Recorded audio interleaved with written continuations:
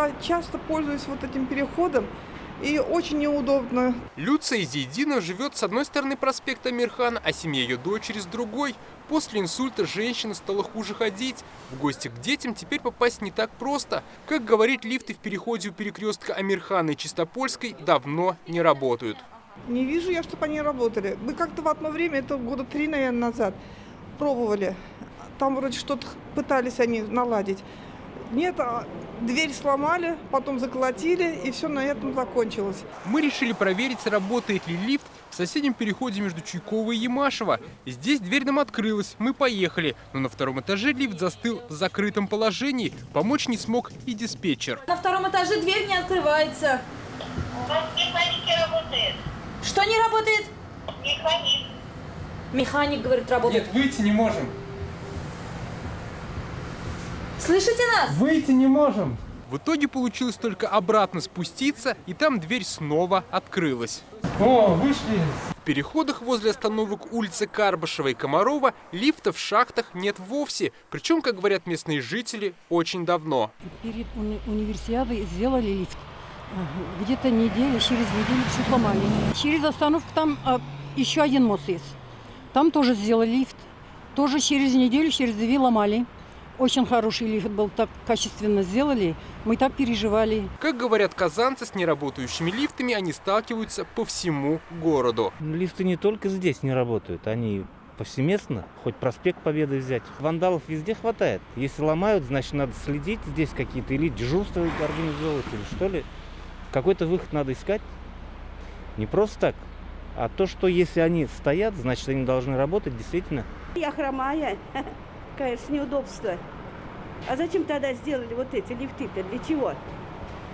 Для красоты? Жалобы на неработающие лифты приходят в аппарат уполномоченного по правам человека в республике. В минувшем году было 20 таких обращений. Как отмечает Сырья Сабурская, это явная недоработка местных властей. Есть комитет по благоустройству города Казани, который контролирует работу лифтовых подъемников.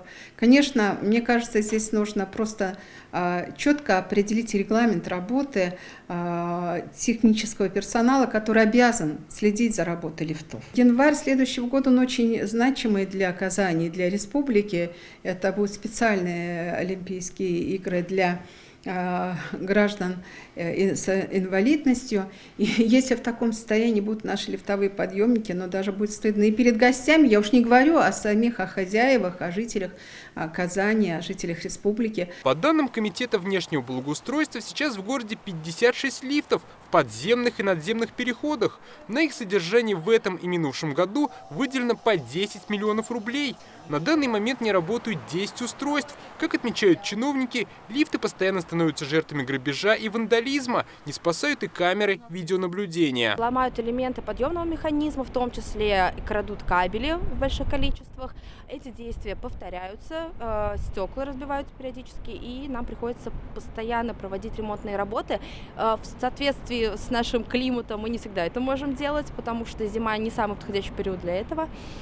Поэтому приходится все-таки на протяжении некоторого времени нам ждать, пока мы сможем их вернуть в рабочее состояние. Для решения проблемы в городе решили установить более прочные лифты, аналогичные тем, что стоят в жилых домах. Пока в проекте 17 новых подъемных устройств. Будет сложно украсть запчасти, потому что механизмы будут не так доступны для людей. Там нельзя будет разбить стекло и, соответственно, получить к нему доступ. Это будут полноценные металлические шахты. Завершить проектирование новых подъемных платформ рассчитывают к апрелю. Как ожидается, лифты будут служить около 25 лет, опять же, если к ним будут бережно относиться.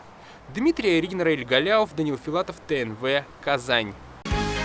Закажи рекламу на ТНВ. Телефон в Казани 5 705 100.